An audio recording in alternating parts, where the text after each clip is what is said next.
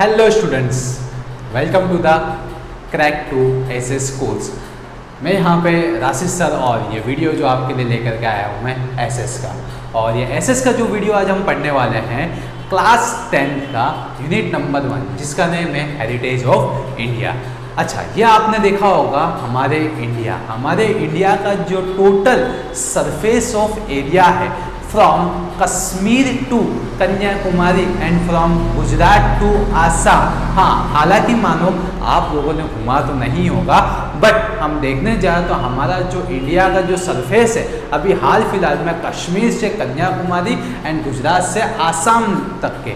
लेकिन इससे पहले अगर मैं एंशंट इंडिया की बात करूं, एंशंट इंडिया की बात मतलब कि विष्णु पुराण के अंदर उस समय पे हमारे जो इंडिया का जो एरिया था कब तक के कहलाता था, तो हमारे इंडिया के अंदर अफगानिस्तान भी आता था, हमारे इंडिया के अंदर बांग्लादेश भी आता था, हमारे इंडिया के अंदर पाकिस्तान भी आता था, हमारे इंडिया के अंदर म्यांमार भी आता था, हमारे इंडिया के अंदर नेपाल भी आता था। यानी मैक्सिमम जो हमारे इंडिया के जो आजू बाजू के कंट्रीज हैं वो ऑल यानी सारे कंट्रीज इन्वॉल्व हो जाते थे एक तरफ से। तो हम देखेंगे इसी तरीके से हमारे इंडिया का जो हेरिटेज है, आज जो इतने जो बाहर से लोग आ रहे हैं मतलब आउट ऑफ द कंट्री, वो क्यों आ रहे हैं, वो किस लिए आ रहे हैं, वो क्या देखने आ रहे हैं। कोई ताजमहल देखने आ रहा है, कोई सिद्दी सेठ की जाली देखने आ रहा है, कोई झूलता मीनारा देखने आ रहा है, कोई रेड फोर्ट देखने आ रहा है, कोई यहाँ हाथी सिंह का टेम्पल देखने आ रहा है, कोई एलिफेंटा केव देखने आ रहा है, कोई एलोरा गुफा देखने आ रहा है, कोई sun temple, Modhera temple, lots of are there. यानी देखने जाएंगे तो बहुत सारा हमारे इंडिया का जो हेरिटेज है वो बहुत वैलिड है, वैरायटी वाला है, जो हम गिन नहीं सकते और हम देख तो नहीं सकते। देखना है तो हमें उस तक के अर्न करना पड़ेगा। चलिए अब हम स्टार्टअप करते हैं कि हमारी बुक्स के अंदर क्या दिया है, कितना दिया है और किस तरीके से दिया हुआ है। उसके पहले आप चैनल को सब्सक्राइब कर लीजिए और लाइक करना नहीं भूलिए और ज़्यादा से ज़्यादा शेयर अप करिए। चलिए अब हम यहाँ पे वीडियो को स्टार्टअप करते हैं। लेट अस सी क्या बोला गया। विष्णु पुराण के अंदर एक संस्कृत के अंदर श्लोक है, वो श्लोक क्या कहता है, तो श्लोक कहता है उत्तरम यानी कि अपने नॉर्थ साइड की दिशा के अंदर जाएंगे। यत्र समुद्राय हिमदृश्य दक्षिणम वर्ष तदाह भारत नमः भक्ति यत्र सत्सती। अब देखो तुमको इसका पूरा एक्सप्लेनेशन बताऊं तो इस तरीके से कह रहे हैं कि हमारे इंडिया की जो लैंड है वो स्टार्ट होती है नॉर्थ साइड से। कौन सी साइड से? नॉर्थ साइड से। मतलब नॉर्थ साइड से हमारा हिमालय रीजन से स्टार्ट होती है और साउथ साइड से जो हमारा इंडियन ओशन है वहां तक के इंडिया का यानी वहां तक के जो पोर्शन है वो पोर्शन किसका है? इंडिया का है। किसका है? इंडिया का है। और उसके अंदर जो भी लोग बॉर्न हो रहे हैं उस लैंड के अंदर जितने भी पीपल्स बॉर्न हो रहे हैं, जितने भी पीपल्स वहाँ पे बर्थ ले रहे हैं, उस जमीन के ऊपर वहाँ पर रह रहे हैं, उसी को अपने कहेंगे इंडियंस पीपल। क्या कहेंगे? Indians people. और वहीं को यानी कि भारत नाम, क्या बोलेंगे उसको? भारत नाम, इंडियंस पीपल्स कहेंगे कि ये लैंड के ऊपर उनका बॉर्न हो रहा है। तो देखो हमारे इंडिया की लैंड कितनी बताई गई है कि उत्तरम, from north to south. From north के अंदर क्या हमारे पास में? हिमालय। कितना खूबसूरत है। हिमालय के अंदर देखने आएंगे तो हम देखो तो हाईएस्ट पीक है का मतलब हिमालय हमारे यहाँ पर। और यहाँ पर हमारे पास साउथ में पास में हमारे पास में 3 टाइप्स में इंडियन ओशन से मतलब कि 3 टाइप्स में ओशन दिया हुआ हमारे यहाँ पे इंडिया के अंदर। तो यहाँ पे साउथ साइड में क्या था? हमारा इंडिया। यानी कि इतने के बीच में हमारा इंडिया पूरा है। इंडिया के अंदर पहले कोई भी अगर अपने वर्शिपिंग या कोई भी हमको एकदम अच्छा काम शुरुआत करना होता था, एकदम प्रीशियस, एकदम ग्लोरियस या किसी की शादियों में, तो हम ये 4 वर्ड्स का यूज करते थे। वो 4 वर्ड्स का कौन सा यूज करते थे? तो वो 4 वर्ड था बाज। क्या था? बाज। ये बी मतलब है भारत वर्षा। क्या मतलब है? भारत वर्षा।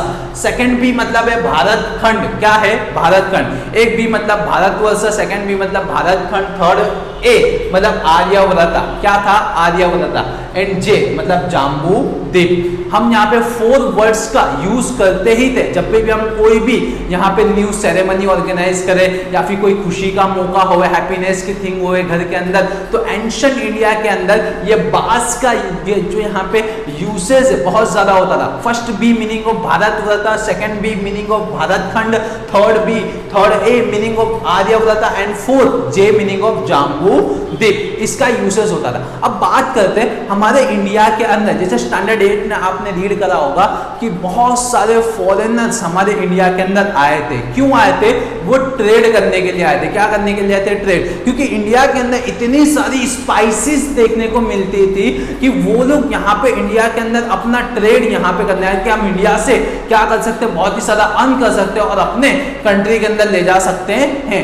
तो वो लोग थ्रू द सी रूट, कौन से रूट? थ्रू द सी रूट, यानी अलग अलग ब्रिटेन से आए, अमेरिका से आए, सऊदी से आए, हर एक गल्फ कंट्री से भी हमारे इंडिया के अंदर आए, मतलब डिफरेंट टाइप्स ऑफ पीपल्स आए। क्या करने के लिए आए? ट्रेड करने के लिए आए। अब जब वो लोग वहां से यहाँ पर ट्रेड करने के लिए आए तो इंडियन कल्चर के अंदर क्या होते गए? मिंगल्ड होते गए। क्या होते गए? मिंगल्ड होते गए, मिसमराइज्ड होते गए। क्या होते गए? मिसमराइज्ड, मतलब उनका कल्चर हमारे अंदर इनबिल्ट होने लगा, हमारा कल्चर उनके अंदर इनबिल्ट होने लगा। इसी तरीके से देखो तो साउथ बाजू के लोग ब्लैक देखने को मिलते, नॉर्थ बाजू के लोग व्हाइट देखने को मिलते, मिडल वाले लोग येलोइश टाइप के देखने को मिलते। मतलब कि लोग आते गए, मिंगल्ड होते गए, उनका कल्चर हमारे अंदर इनबिल्ट हुआ, हमारा कल्चर उनके अंदर इनबिल्ट हुआ, जिसकी वजह से आज हमारा इंडिया का जो कल्चरल हेरिटेज वो वेरिड होता गया। क्या होता गया? वेरिड होता गया। उसी के साथ साथ एक और चीज ध्यान रखो, लोगों ने अपना म्यूचुअल एक्सचेंज के साथ में यहाँ पर कितने फॉरेनर को इंडियन सिटीजनशिप मिल गई, यहीं रह गए, यहीं बस गए। अब बोलोगे सर कौन?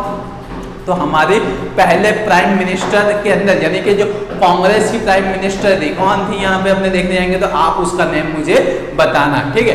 तो मिंगल होते गए और काफी सारा हमारे कल्चर के अंदर भी चेंजेस आता गया। क्यों चेंजेस आया हमारे कल्चर के अंदर? आज देखो तो वेस्टर्न कल्चर इन्वॉल्व हुआ, अमेरिकन कल्चर इन्वॉल्व हुआ, फ्रेंच कल्चर इन्वॉल्व हुआ, यानी different types of culture involve हुआ। कैसे हुआ? Due to migration, due to mingling, due to mesmerizing, ये सब चीज की वजह से कल्चरल मिलता गया।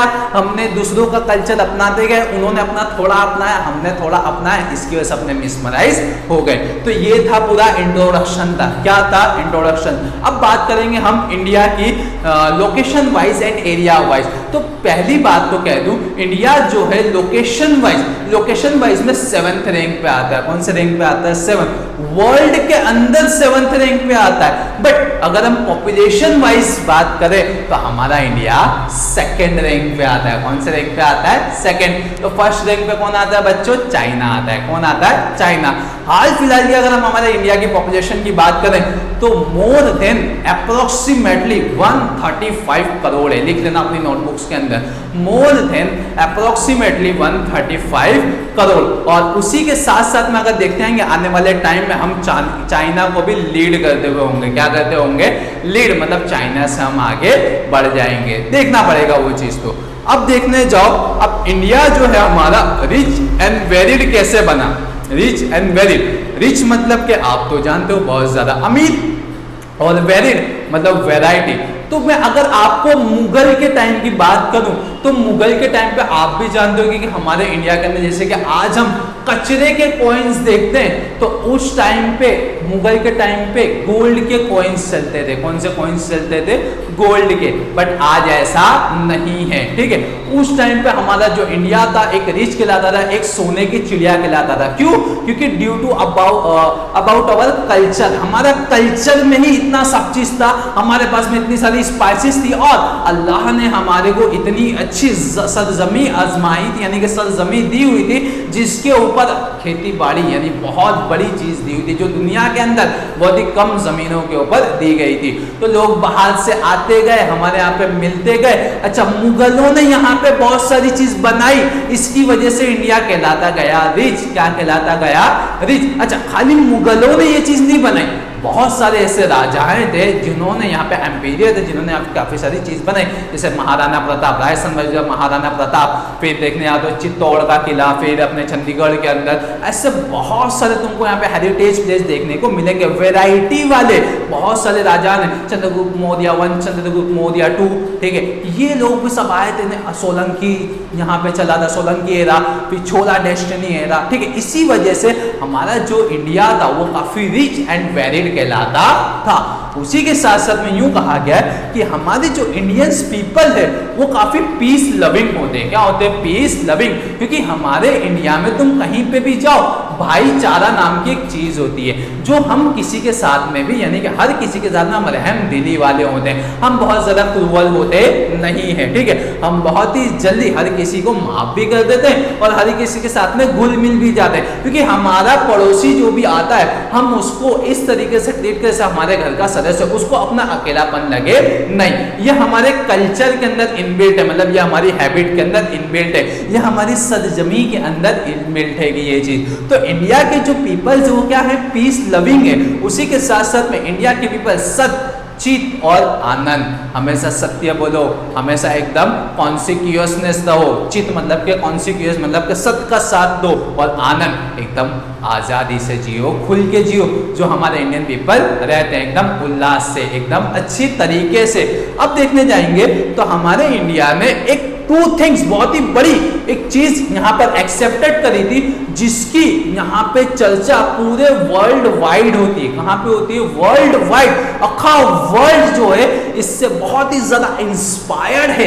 इंस्पायर्ड के साथ साथ में वर्ल्ड, हमारे यहाँ पर वर्ल्ड के लोग हमारे यहाँ पर आते हैं और यही चीज उनके दिलों के अंदर घर कर जाते हैं। क्योंकि हमारे Indian, we the Indian peoples, हम लोग नॉन वायलेंस एंड पीस के ऊपर ज्यादा से ज्यादा हम क्या करते हैं? यहाँ पर एहतराम करते हैं, मतलब हम इसको अपने अंदर इनबिल्ट करके रखें। आपने एक मूवी देखी होगी मुन्ना भाई MBBS, ठीक है। उसके अंदर क्या करता है? एक स्लैप मारता है उसके गाल पे। तो गांधी जी ने कहा है अगर कोई एक स्लैप मारे सर्किट, तो दूसरा गाल भी अपने आगे कर देना। तो दूसरा गाल भी आगे करता है, तो वहां पे उसे कहता है कि भाई सर्किट, गांधी जी ने ये नहीं बताया कि अगर दोनों गाल पे पड़े तो उसको छोड़ना नहीं, फिर उसे मानना, ऐसा नहीं होता है। चलो वो तो खाली एक मूवी के तौर पे मैं आपको बता रहा था। बट हमारे इंडियन पीपल्स के अंदर नॉन वायलेंस नाम की चीज है, जो बहुत ही अच्छी है। And peace, we are living a peaceful life, मतलब के शांति भरी लाइफ।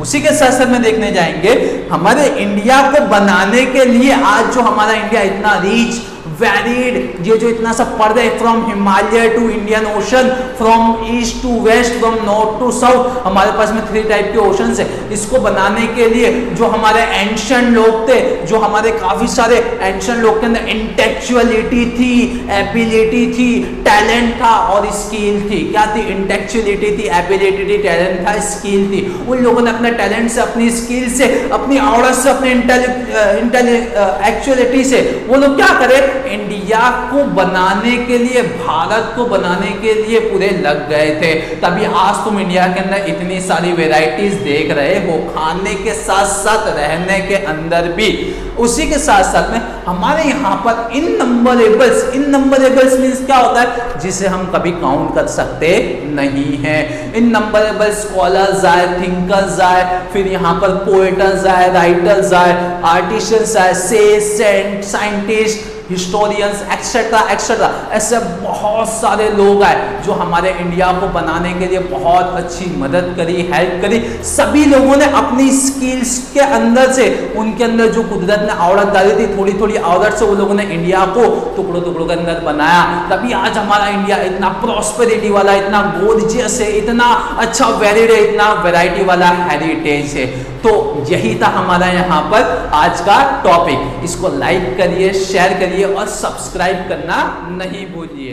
Thanks for